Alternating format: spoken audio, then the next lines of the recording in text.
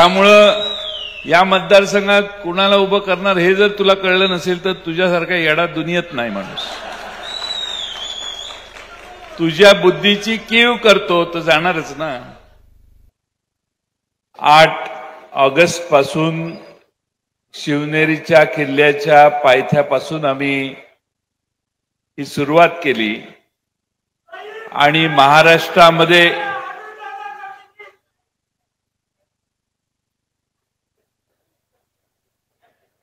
कोण आहे हात वर कर.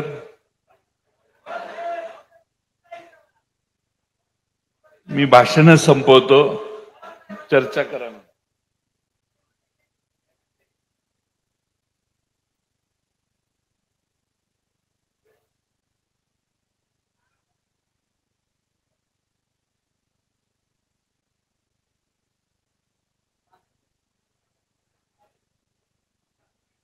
असं आहे की असा पोरकटपणा जर करणार असाल तर सगळ्यांची भाषणं झालेली आहेत.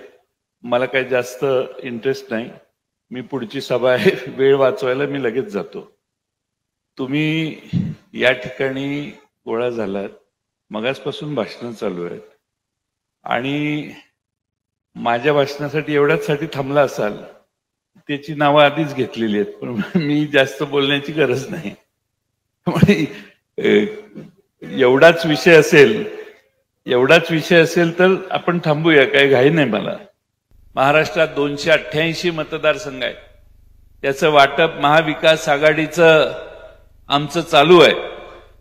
30-1 तारखेला त्याच्यावर शिक्कामोर्तब होणार आहे. शिक्कामोर्तब झाल्यानंतर आपल्या वाट्याला जे मतदारसंघ येणार त्याचे उमेदवार आपण त्यानंतर घोषित करणार. मी या ठिकाणी असे उमेदवार जर घोषित करायला गेलो, यांनी मागणी केली तशी, आमच्या महाविकास आघाडीतल्या दुसऱ्या 2 मित्र पक्षांना ऑब्जेक्शन आहे की तुम्ही मग घोषणा करायला लागला तर आम्ही घोषणा करूया का. त्यामुळं काहीतरी तारतम्य बाळगायला पाहिजे, कारण आघाडी टिकवायची आपल्याला. त्यामुळं या मतदारसंघात कुणाला उभं करणार हे जर तुला कळलं नसेल तर तुझ्यासारखा येडा दुनियेत नाही माणूस.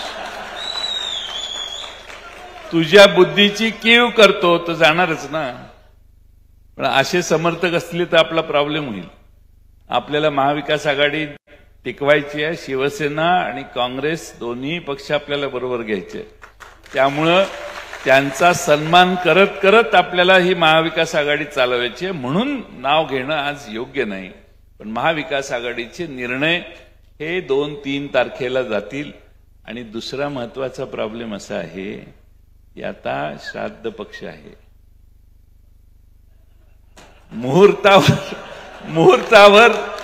मुहूर्तावर घोषणा झाली पाहिजे, गट बसायला पाहिजेत. त्यामुळे काय म्हणजे